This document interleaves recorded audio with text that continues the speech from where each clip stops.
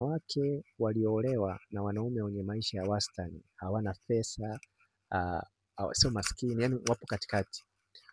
Hao wanawake wana amani sana kwa sababu hizi tano kuliko wanawake ambao wameolewa na wanaume maskini au wameolewa na wanaume ambao wana pesa nyingi. Kwa hiyo ni vizuri zaidi kuweza kujua kwamba kuna sababu tano ambazo zinafanya mwanamke ambaye ameolewa na mwanaume ambaye maisha yake ni wastani kuwa na amani sana katika ndoa kuliko mwanamke ambaye ameolewa na mwanaume mwenye pesa nyingi au mwanamke ambaye ameolewa na maskini. Kwa hiyo ni vizuri zaidi kuweza kujua kwamba zipo sababu tano ambazo zinafanya mwanamke ambaye ameolewa na mwanaume mwenye pesa ya wastani kuweza kuwa na amani katika ndoa.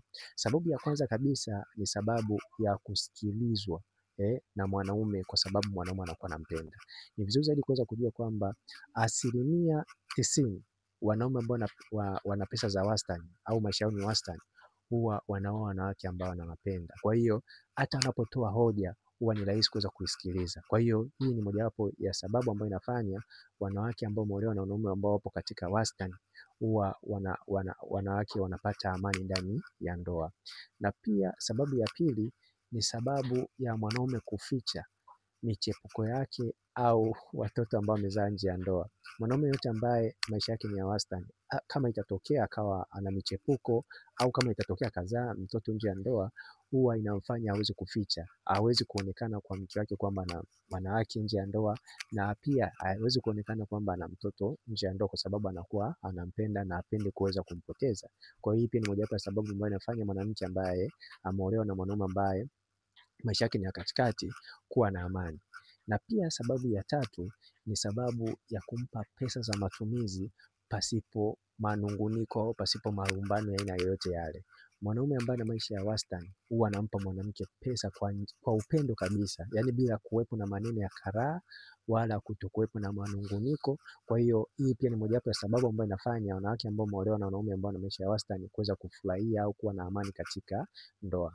Na pia sababu nyingine ni sababu ya kusapotiwa, yaani kwa sababu ya mwanaume kuweza kuisapoti familia ya mwanamke kwa upendo kwa sababu anampenda mwanamke.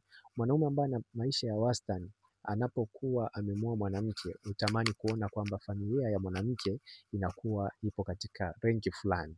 Kwa hiyo huwa ni rahisi kuweza kuisapoti familia ya mwanamke ili mradi aweze kumfurahisha mwanamke. Kwa hiyo hii pia ni mojawapo ya sababu ambayo inafanya wanaume ambao wana maisha ya wastani ambao wameoa wanawake au wanawake kuishi katika ndoa ya amani kutokana na hii sababu.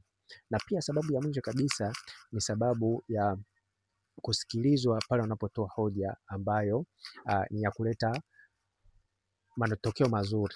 Unajua mwanaume yeyote ambaye anampenda mwanamke hususan wale ambao wapo katika maisha ya katikati, kwa sababu wanaume ambao wapo katika maisha ya katikati huwa wanaoa wanawake ambao wanawapenda, sio matajiri. Matajiri wengi wanaoa wanawake ambao wamewatamani, na ndio maana unakuta wanawake ambao wameolewa na matajiri wanateseka katika ndoa, na maskini wanaoa wanawake ambao wanaona mbele yao, sio kwamba wanawapenda. Kwa hiyo unaona ndoa nyingi za maskini zinavunjika kila wakati. Matajiri wanawake wanavumilia kwa sababu ya kuhofia usalama wao, lakini wanaume ambao na maisha yao ya wastani wanaoa wanawake ambao wanawapenda. Kwa hiyo ni vizuri zaidi kuweza kujua kwamba hii inafanya wanawake ambao wameolewa na wanaume ambao maisha yao ni ya wastani kuweza kufurahia sana ndoa au kuwa na amani katika ndoa.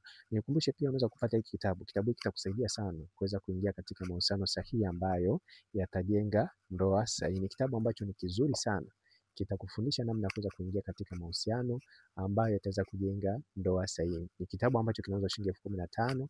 Kama unahitaji ushauri ama video za style za mapenzi, hakikisha unanicheki WhatsApp kwa namba 0713727736. Lakini kama utakuwa nje Tanzania, utaanza na jumlisha 255 713 728736. Asante na karibu.